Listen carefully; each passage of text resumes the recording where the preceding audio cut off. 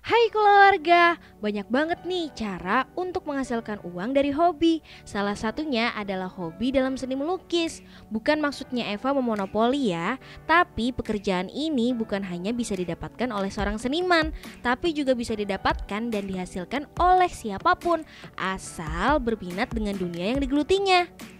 Dan kali ini nih, Eva berada di Kecamatan Tapin Utara dan akan melihat langsung hasil karya dari salah satu seniman seni lukis di Kabupaten Tapin yang mampu menghasilkan cuan atau uang dari karya-karyanya. Yuk keluarga, ikuti ragam usaha kali ini. Hai keluarga, balik lagi nih sama Eva di ragam usaha, usahanya Urang Banua. Nah keluarga, kali ini Eva berada di Kecamatan Tapin Utara, lebih tepatnya di MTQ. Dimana kali ini Eva dan tim ragam usaha akan melihat dan sedikit mencoba nih cara melukis. Nah penasaran kan? Yuk ikutin Eva terus.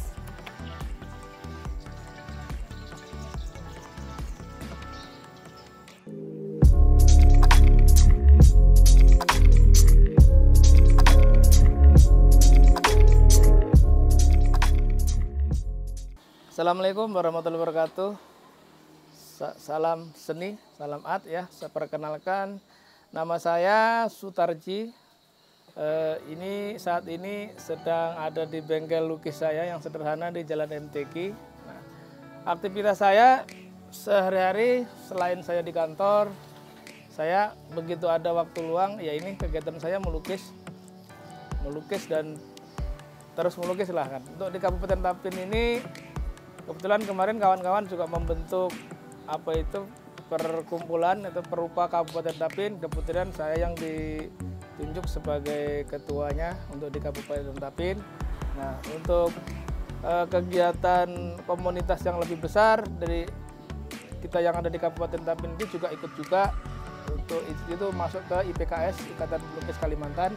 Dan saat ini perupa-perupa yang ada di Kabupaten Tapin ikut andil juga dalam acara pameran Bias Borneo yang diadakan di Taman Budaya Banjarmasin, dan itu skopnya sudah nasional. Nah, jadi perupa-perupa di Tapin ini alhamdulillah sampai saat ini aktif berkegiatan.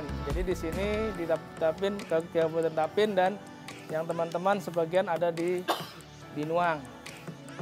Keluarga tahu nggak? Seni lukis merupakan salah satu cabang seni rupa dan sebuah pengembangan yang lebih luas dari menggambar. Oleh karena itu, sebelum bisa melukis, minimal banget kita punya basic menggambar, misalnya seperti bentuk sederhana, kayak segitiga, persegi, lingkaran, dan lain sebagainya. Atau mengenal warna dan mewarnai, yakni dengan warna-warna basic seperti biru, merah, dan kuning, hingga mampu menggradasikan warna. Eva yakin sih setiap dari kita punya basic gambar yang mampu dikembangkan hingga bisa ngelukis. Sebab kita juga dari taman kanak-kanak hingga sekolah dasar pasti udah diajarin untuk menggambar hingga mewarnai kan? Tapi nih keluarga, biasanya image seorang pelukis itu berambut gondrong dengan rokok tembakau yang diisap dengan corong pipa. Tapi Pak Sutarji ini beda ya keluarga, lebih seperti guru.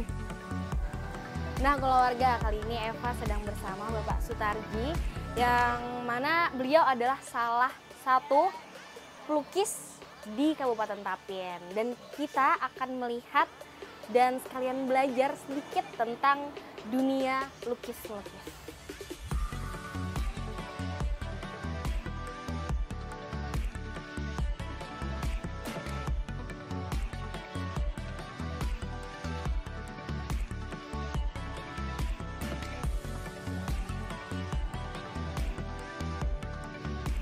Nah Pak, ngomong-ngomong soal lukis-melukis nih, Eva kan dapat dibilang seorang pemula ya, karena kosong banget pengetahuan tentang lukis-melukis.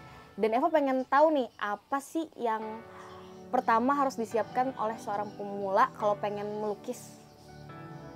Oke, jadi melukis ini sebenarnya sudah memang pertama ya memang harus ada bakat lah. Tapi bakat itu bisa dikalahkan dengan minat. Nah, jadi seorang yang berbakat pun kalau mereka tidak mencoba untuk mengasah, akhirnya bakat itu pun juga tidak akan berkembang. Tapi kalau orang yang memiliki minat yang kuat itu bisa diasah dan hasilnya pun juga bisa bagus ya teman. Karena ilmu dalam melukis ini kan bisa dipelajari, bukan ilmu gaib kan, artinya bisa dilihat. Jadi kita harus belajar dari tahap-tahapan kan. Nah kalau untuk anak-anak, kalau kita bicara dari anak-anak dulu, kalau anak-anak dulu biasanya kita akan memperkenalkan teknik-teknik mewarna kan. Karena teknik mewarna itu banyak. Yang pertama mungkin kita akan memperkenalkan jenis warna dulu. Warna itu kan ada warna primer, ada warna sekunder kan. Nah, warna primer itu warna pokok, itu biasanya dalam ilmu seni rupa itu ada merah, kuning, biru. Nah, itu yang tidak bisa diaduk dengan warna lain. Memang harus warnanya itu ya. Kalau warna-warna yang lain itu bisa aja. Misalnya ungu kan, ungu itu kan sudah primer itu. Jadi bisa pencampuran dari biru sama merah. Itu akhirnya jadi ungu kan. Nah, jadi seperti itu. Nah, setelah mereka sudah terbiasa dengan warna, belajar lagi apa yaitu teknik dengan menggunakan pewarnaan itu. Kalau biasanya kan rayon kan yang lebih dikenal itu ada teknik dusel kan, ada teknik sirkular, cara menggosokkan pewarnaan itu kan. Akhirnya dari teknik-teknik itu biasanya kalau mereka sudah mahir, mereka akan bisa membuat warna, gradasi-gradasi warna. Nah, itu kalau untuk anak-anak. Kemudian tahap yang kedua setelah mewarna bisa, anak-anak itu sudah mulai suka, kita ajari lagi anak-anak, biasanya itu usia SD ya, SD kelas 1, 2, 3 itu kita ajari teknik menggambar bentuk. Contoh aja bentuk sederhana saja dulu kan, dari bentuk sederhana misalnya lingkaran. Lingkaran ini apa sih yang bisa dihasilkan dari bentuk lingkaran? Nah, kita bisa memperkenalkan ke anak-anak itu benda-benda yang ada di sekeliling kita. Contohnya apa yang di sekitar rumah kita yang berdasarnya dari lingkaran. Ban misalnya kan, kemudian ya habis itu jam dinding, apa kan. Nah, itu kan. Nah, jadi dari lingkaran ini kita membawa anak itu untuk mengembangkan imajinasinya. Kalau bakat saya memang sudah ada sejak kecil, itu sudah ada bakat ya. Cuman bakat yang tidak terpupuk sebenarnya, tapi kita ngasah sendiri. Untuk melukis sendiri saya sebenarnya otodidak ya. Hampir pelukis-pelukis yang ada di sini pun juga otodidak. Jadi yang intens saya melukis itu saya mulai di 2016 sampai sekarang. Jadi saya aktif di organisasi, kemudian saya aktif untuk mengikuti perkembangan seni rupa yang ada di Indonesia juga, dan saya usahakan juga kemarin di bulan Desember itu saya memang belajar langsung ke Pulau Jawa, yaitu ke tempat pelukis Kediri sama pelukis di Blitar, karena kita mengingat juga masih banyak juga kita kekurangan, tapi yang lebih penting bagi saya sendiri dan kawan-kawan itu kita tetap mau belajar terus untuk terus berkarya. Nah, ternyata Pak Sutarji ini menggunakan dua cat nih keluarga, yakni cat akrilik dan cat minyak, di mana kedua cat tersebut berbeda loh dalam hasil akhir sebuah lukisan. Misalnya saja penggunaan cat minyak. Cat minyak ini menggunakan campuran minyak khusus nih. Kelebihan menggunakan cat minyak yakni mampu mencapai gradasi warna yang lebih lebar serta tidak mampu dicapai oleh cat jenis lainnya. Tapi juga memiliki kelemahan nih keluarga, yakni aroma yang menyengat, waktu pengeringan yang lama, hingga warna yang lebih cepat pudar. Sedangkan cat akrilik adalah cat yang lebih kering, sehingga ketika melukis, pelukis tidak perlu menunggu waktu yang lama untuk menimpa warna agar lukisan tersebut selesai. Selain itu, kita juga dapat membedakan nih hasil dari cat minyak dan akrilik keluarga. Yakni kalau cat akrilik biasanya warnanya lebih ngejreng, sedangkan cat minyak warna yang dihasilkan itu lebih pudar. Yang sudah remaja atau sudah mahir kan, kalau sudah mahir biasanya anak-anak itu akan saya bawa ke menggunakan cat. Nah, jadi jenis catnya itu pun juga ada bermacam-macam ya. Ada di sini ada 3 jenis cat sebenarnya yang bisa untuk cepat pelajari untuk melukis. Amun minyak yang pertama cat akrilik. Ini jenis akrilik. Ini jenis akrilik ya. Akrilik ini yang biasanya sangat mudah kita pakai karena pencampurannya hanya menggunakan air. Nah, jadi cukup dicampurkan dengan air, kalau ini kekentalan itu sudah bisa dipakai. Dan kelebihan akrilik gitu cepat kering. Nah, beda. Yang kedua ada cat minyak. Cat minyak tuh seperti ini.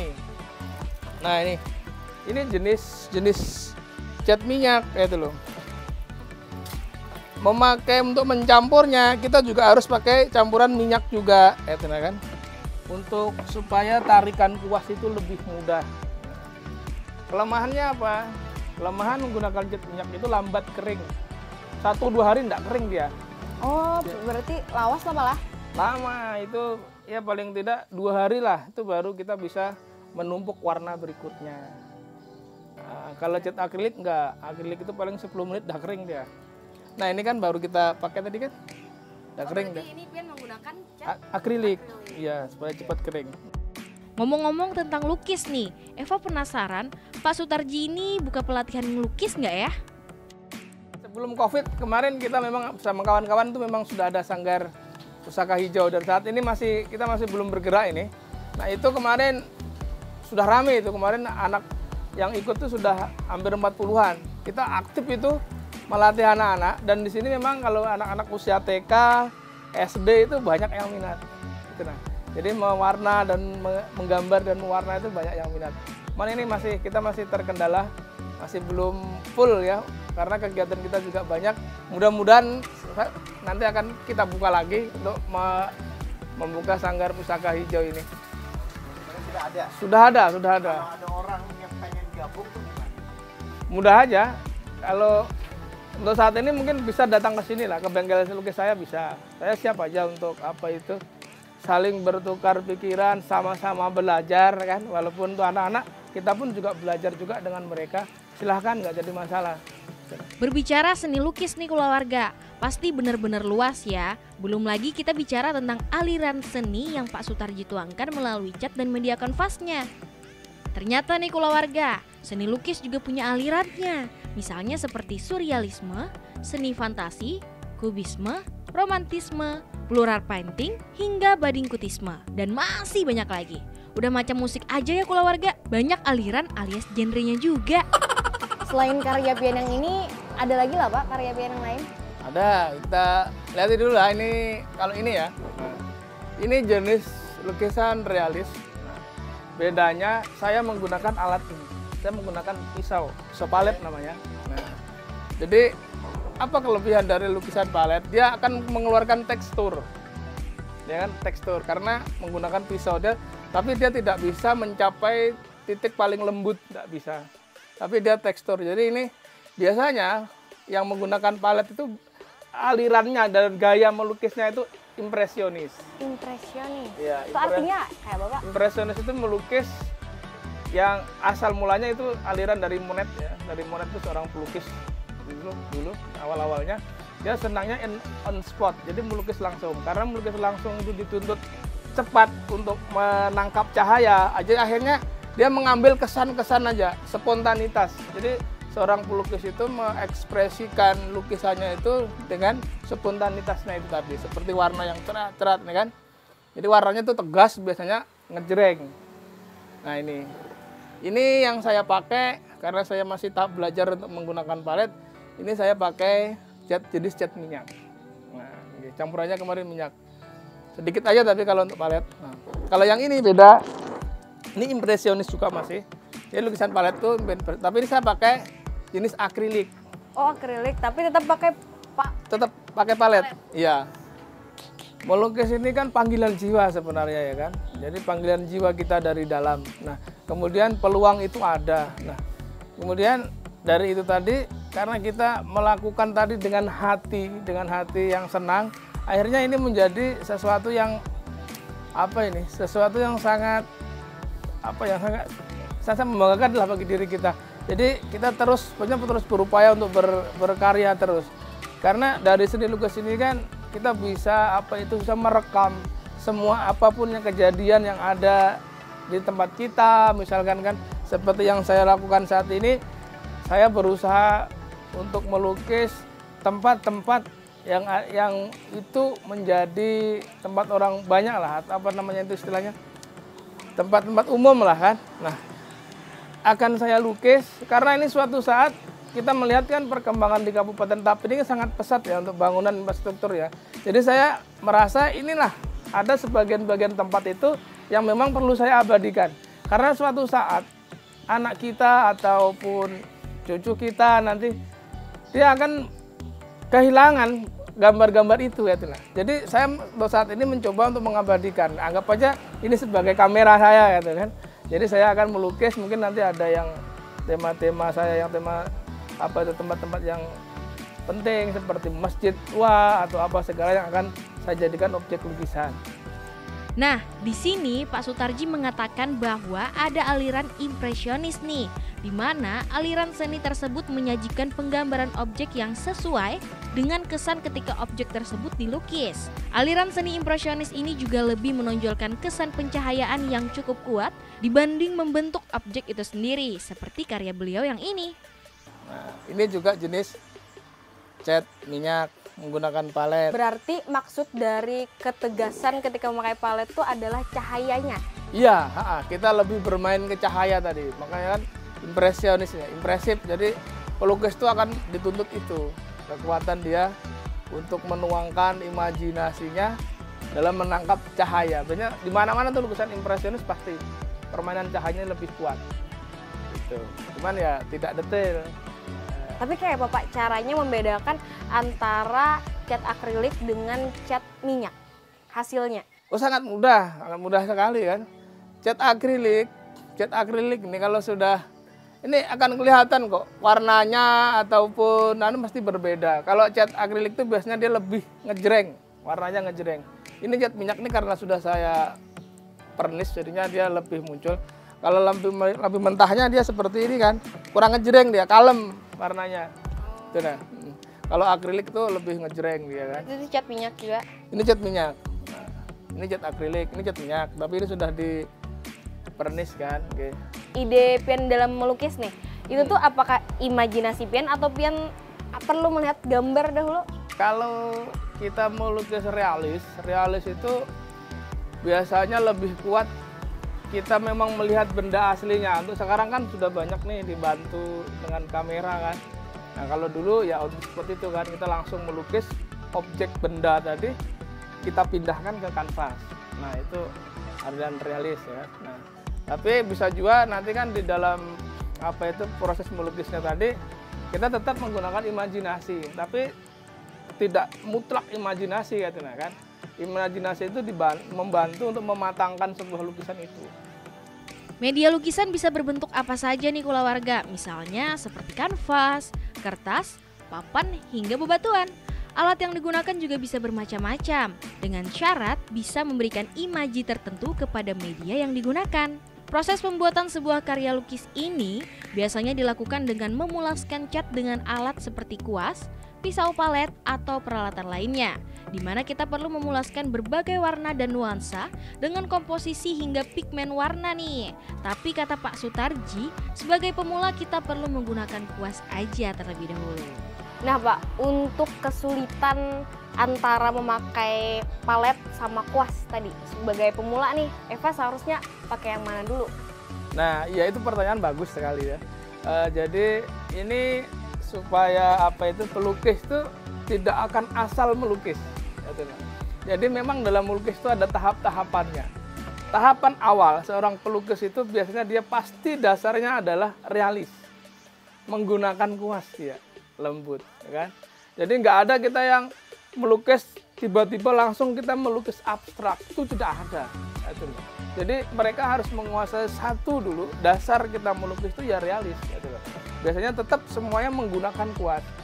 Begitu kita sudah dapat realis kita, memang sudah betul-betul matang realis kita, biasanya kita akan bergeser pelan-pelan ke genre ya, atau aliran tertentu. Nah, kalau dari realis itu biasanya kita bisa melarikan ke surrealis ya kan. Surrealis itu apa Pak? Surrealis itu salah satu aliran dalam seni rupa di mana dia melukis dasarnya masih realis, tapi dia mencoba seperti ini kan, menggambarkan sesuatu semacam sindiran kadang lukisannya itu. Surrealis itu tuh. By the way nih kulawarga, karena beliau merupakan salah satu pelukis yang sudah cukup terkenal di Kabupaten Tapin, kira-kira sudah ada binaan dari pemerintah belum ya? Iya, belum ada. Jadi saya masih berjuang sendiri. Saya saya pameran-pameran di luar, saya juga sendiri juga. Ini mungkin karena saya juga tidak berusaha untuk mendekat ke pemerintah, mungkin ya juga. Jadi saya lebih berjuang sendiri ini. Kawan-kawan pun juga seperti itu. Ya mungkinlah nanti pelan-pelan kita akan berhubungan dengan dinas pariwisata, apa segala untuk kedepannya. Artinya supaya seniman yang ada di Kabupaten Tapi ini tidak hanya ini aja. Jadi ada generasi yang lebih besar. Nah, dan pemerintah pun juga harusnya sudah mulai ke situ juga arahnya kan. Nah, gitu. Kalau harapan saya secara pribadi untuk generasi yang selanjutnya yang di bawah saya, ayolah kita sama-sama kalau memang generasi itu ada bakat untuk melukis, kita sama-sama belajar, kita gembleng gitu, kita maksimalkan. Karena melukis itu kalau memang sudah jadi ya bukan hal yang lagi, sangat menjanjikan sekali juga gitu kan. Paling tidak kita menghargai apa yang diberikan oleh Tuhan. Karena melukis itu tidak semua orang bisa. Nah, jadi kenapa tidak kita pupuk, kita besarkan itu kalau Tuhan sudah memberikan bakat itu kan. Jadi kan sangat sayang. Nah, untuk saya sendiri ke depannya harapan saya ya tadi kan, saya akan terus berkarya. Saya akan pameran, mudah-mudahan nanti dengan komunitas yang ada di sini ataupun saya pameran tunggal, itu harapan saya. Nah, kebetulan banget nih keluarga, Pak Sutarji ini pernah membuat lukisan beraliran surrealisme, di mana aliran surrealisme ini kebanyakan menyerupai bentuk-bentuk yang sering ditemui di dalam mimpi dan sebenarnya bentuk tersebut merupakan gudang dari pikiran bawah sadar manusia. Pada aliran ini, pelukis berusaha untuk membebaskan pikirannya dari bentuk pikiran logis, kemudian menuangkan setiap bagian dari objek untuk menghasilkan sensasi tertentu. Tentunya hasil tersebut bisa dirasakan manusia tanpa harus mengerti bentuk aslinya. Kasarnya sih ya sedikit sindiran ya. Ini salah satu contoh lukisan surrealis, aliran surrealisme kan. Nah, padahal saya ini menceritakan orang Jawa sebenarnya, yang saya simpulkan dengan apa nih? Kalau bahasa kita kararangga ya. Iya, kararangga. Kararangga itu atau semut kararangga itu kan sebuah semut yang koloni, ya kan, yang bersifat koloni, dia pantang menyerah, itu nah.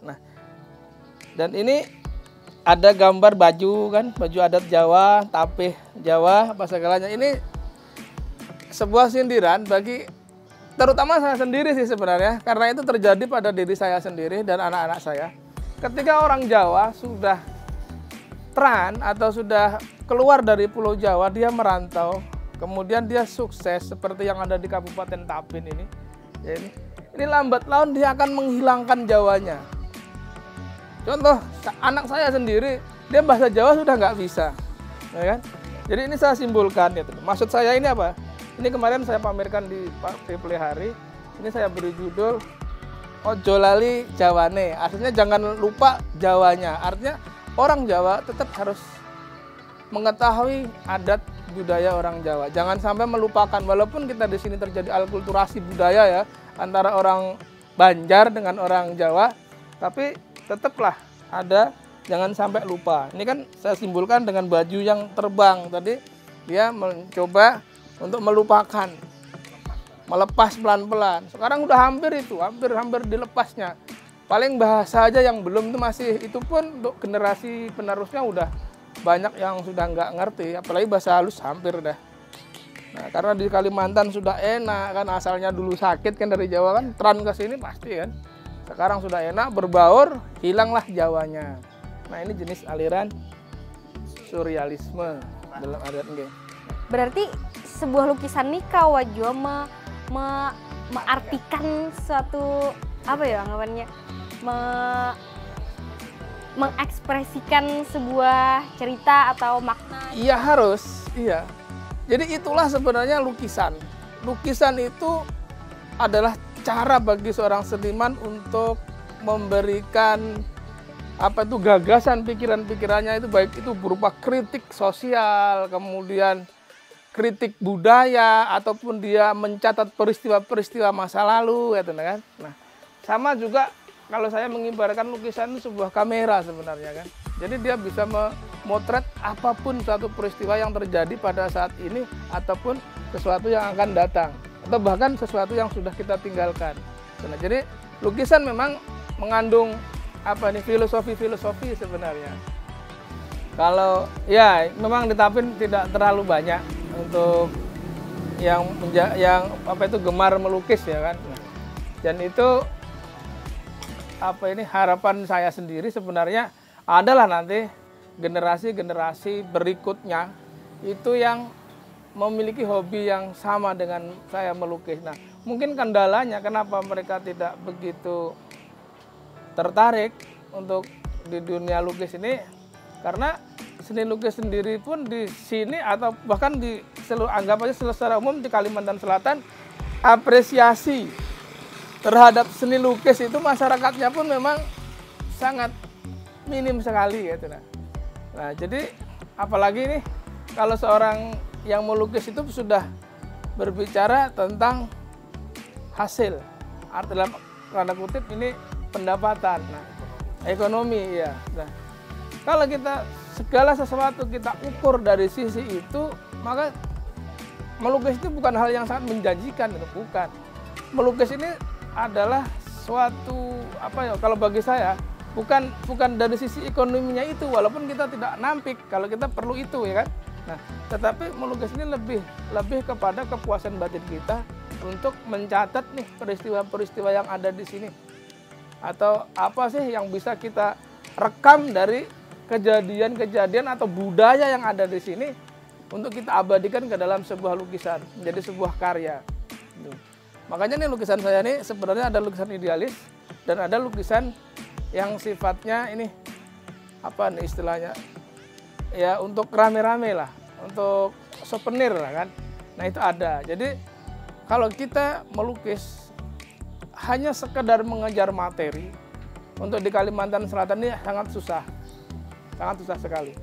Jadi lukisan realis itu adalah lukisan yang memang dia mengambil objek dari luar dipindahkan ke kanvas seutuhnya. Jadi seorang pelukis dituntut untuk melukis semaksimal mungkin, semirip mungkin dengan objek yang ada, yang dia lihat. Jadi batu, apa sih batu? Kita memang harus benar karakter batu itu seperti apa, warna batu itu seperti apa. Jadi kita berusaha sekali untuk melukis semirip mungkin.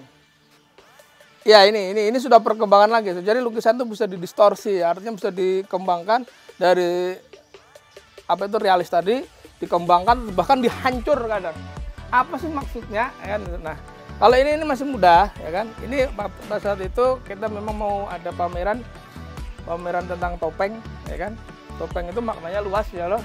Nah, ini saya gabungkan dengan dekoratif. Nah, jadi dekoratif berupa ukir-ukiran. Di sini ada topeng nih.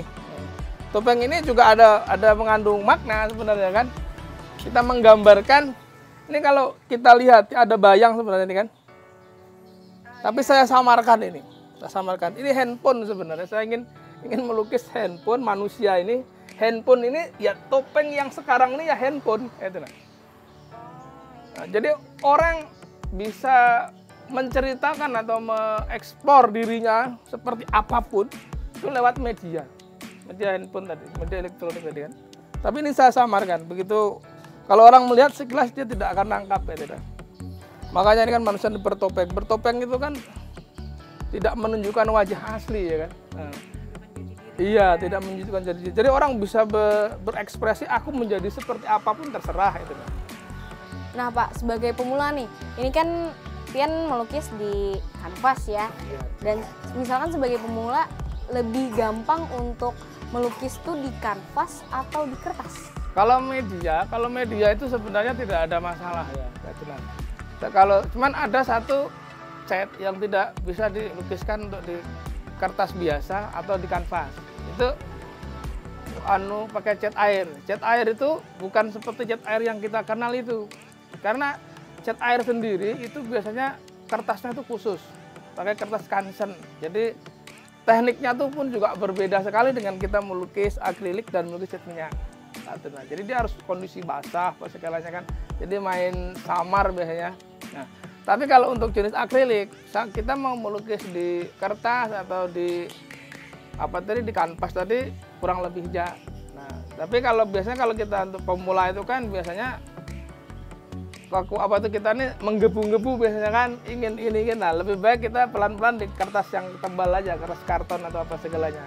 Karena kalau kanvas ini kan lebih mahal ya kan. Kalau kertas kita mudah didapat dan aman aja untuk pakai cat akrilik untuk di kertas. Kita bisa kok, kanvas itu tidak harus beli, ya. Kanvas itu tidak harus beli. Untuk pemula bisa aja. Pertama ada lukisan saya yang menggunakan tape. Saking pertama kali saya tidak mengenal kanvas. Ini ada lukisan saya. Nah kan, tape kan? Bisa. Nah, jadi kain apapun bisa untuk menyiasati kita melukis. Tapi ada caranya, bagaimana supaya kain yang biasa tadi bisa menjadi kanvas. Nah ini, bisa kan? Oh ini hasilnya. Tapi kadang kelihatan pala bahwa belakangnya tuh adalah rapih. Iya, karena ini kan udah ditempa cat, ya kan? Jadi caranya untuk pemula, misalnya pian bisa menggunakan tape ya yang nyaman itu ini kain apa tuh? Belacu kah? Kalau di sini di pasar kita ada, atau jenis kain mori atau kain belacu itu bisa. Kain kapan tuh bisa. Kain belacu yang padat bagus juga. Jadi itu bisa dicampur dengan no drop, baru ini. Tapi ini kondisinya harus dikencang. Kainnya ini pakai kayu dulu kan, dipasang seperti ini, dikencang baru dicat biasa sampai 3 kali lah, 3 kali kering, cat lagi, kering, cat lagi. Tujuannya apa? Supaya tidak tembus. Oh iya, tentunya sebagai pemula kita bingung dong ya, mau ngelukis tapi belum tahu nih media mana yang harus kita gores-gores. Nah, untuk melukis tentu biasanya menggunakan kanvas, di mana kanvas sudah dicampur dengan bahan-bahan tertentu agar ketika ditimpa cat, dia tidak akan tembus ke belakang kanvas, di mana kanvas harus dikencangkan dengan kayu terlebih dahulu atau bingkai yang biasa disebut dengan spanram. Namun kanvas sendiri bisa diakali dengan kain drill nih keluarga. Tentunya kain drill sendiri harus kita oleskan terlebih dahulu dengan cat anti bocor, sehingga akan membuat kain tersebut menjadi agak keras dan ketika ditimpa cat, dia tidak akan tembus ke belakang nih. Selain itu, kita juga bisa melukis di atas kertas ya keluarga, misalnya seperti watercolor paper. Memang melukis ini unik ya, unik sekali ya kan. Kalau untuk yang menghasilkan uang tadi, saya lebih banyak dari orderan. Nah, misalkan ada orderan melukis wajah, ya kan. Nah, kemudian mural. Nah, mural itu di sekolah-sekolah TK itu banyak saya mengerjakan mural-mural itu kan. Nah, itu kalau yang untuk melukis yang di sini kalau ada waktu luang dan tidak ada orderan, saya tetap melukis. Lukisan itu saya tumpuk aja, saya kumpulkan dan harapan saya suatu saat saya akan bisa pameran tunggal paling tidak saya harus bisa di Kabupaten Tapin. Nah itu. Saya rencanakan pelan-pelan, saya saat ini konsentrasi mengumpulkan karya. Nah, jadi akan saya pamerkan. Saya tidak berpikir lukisan saya harus terjual, tidak. Karena lukisan ini adalah aset sebenarnya kan. Aset saya, ibarat pun saya nanti sudah nggak bisa melukis lagi, paling tidak karya saya yang akan berbicara. Oh ini loh karya saya ketika saya masih aktif di dunia lukis. Kalau harga lukisan saya, itu kalau harga itu tergantung sekali ya. Jadi pernah juga lukisan saya, yang lukisan wajah itu sampai 3.700.000, pernah juga ada yang 1 juta, ada yang 800.000, ada juga itu nah. Dan begitu juga lukisan pemandangan itu kemarin ada dari Banjarmasin satu buah lukisan, beliau menghargai 1 juta, ada yang dihargai 500.000 gitu nah. Ya itu yang lukisan-lukisan souvenir. Nah, jadi ada pembeda lukisan souvenir dengan lukisan yang kita pamerkan atau lukisan idealis. Kalau lukisan yang bersifat idealisme itu kita tidak akan, itu harganya itu memang mahal. Karena itu idealis kita. Memang ini loh yang idealis yang sebenarnya aku melukis nih, bukan sekedar melukis pemandangan atau apa itu tidak. Kalau itu kita lukisan souvenir aja. Jadi kadang harganya pun ya masih sangat bisa terjangkau lah gitu. Nah keluarga, kali ini Eva mau belajar sedikit nih, mumpung sama yang ahlinya. Siapa tahu kan Eva bisa menemukan bakat dalam seni lukis. Di sini Pak Sutarji sedang membuatkan media lukis Eva nih, yang kecil-kecil aja ya keluarga karena masih belajar. Nah, Pak Sutarji kali ini sedang mengencangkan kanvas pada spanduk. Pemasangannya harus kencang ya keluarga agar lebih memudahkan pelukis untuk melukis. Nah keluarga, ini tadi kanvas yang sudah dibikinin sama Bapak Sutarji buat Eva mencoba untuk melukis. Eva juga penasaran nih, bakat Eva bisa nggak sih dalam seni melukis ini? Sampai pakai kanvas, saya pakai ini. Nah, jangan itu. Nggak bisa.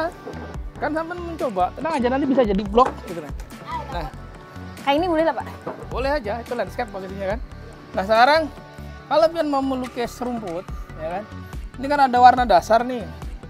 Warna merah, biru sama kuning kan. Nah, jadi kita ambil dulu warna yang tua. Dalam melukis warna hitam itu tidak sebenarnya ada yang mengatakan itu warna yang diharamkan. Ya kan? Ada juga. Jadi orang akan menghindari warna hitam. Kalau yang sudah mahir, kenapa warna hitam itu tidak boleh dipakai? Sekalipun dipakai harus dicampur dengan warna lain. Jadi warna hitam itu bisa kita ganti warna ini merah campur biru, gelap ya kan? Atau warna merah sama hijau, itu gelap itu.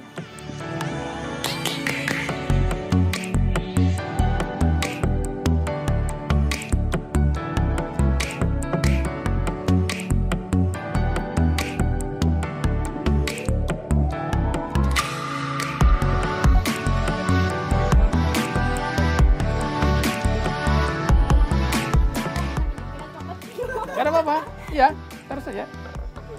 Nah, ini misalnya sketnya seperti ini ya, Pian mau menggambar sketnya seperti ini. Ya ini daerah rumput lah, Pian hitami dulu. Ya kayak gitu, ya. Nah, udah kan? Ya kan udah seperti ini nih.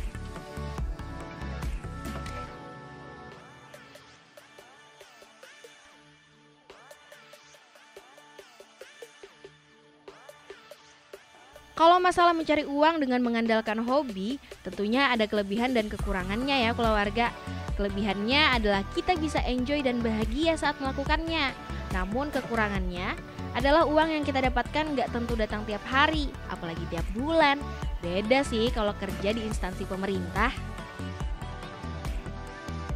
Dari mulai bawah Iya, sampai ke atas. ya unsur gelap duluan, gelap itu nanti ditindih dengan warna yang lebih muda.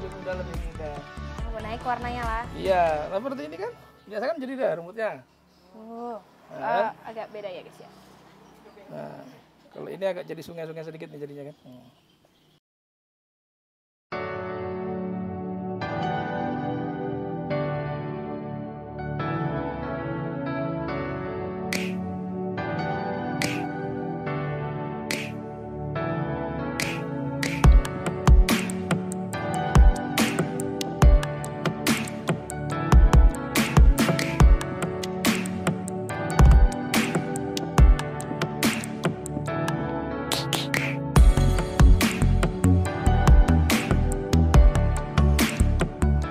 Seorang pelukis itu akan merasa terpuaskan itu apabila karya itu selesai. Karya itu selesai dengan baik. Ya. Jadi banyak kadang kita melukis kawan-kawan atau yang lain, kadang ada melukis yang tidak sampai finish. Ya, itu. Pak, itu sebuah tantangan yang besar. Jadi kalau saya begitu saya melukis, saya harus selesai melukis ini. Karena ini kalau nggak selesai ya bagaimana orang akan menikmati. Ya. Kita aja tidak bisa menikmati. Ya, kan?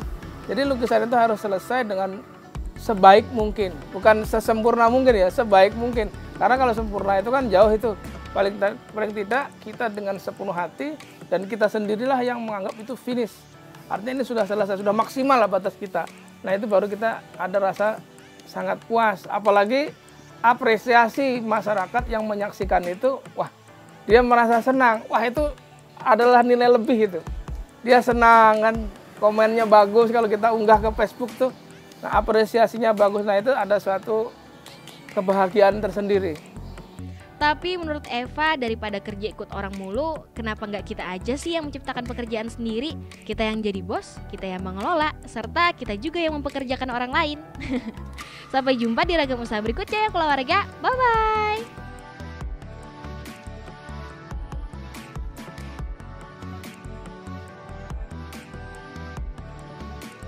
Nah keluarga, ini adalah hasil lukisan Eva. Tuh, lumayan sih menurut Eva ya.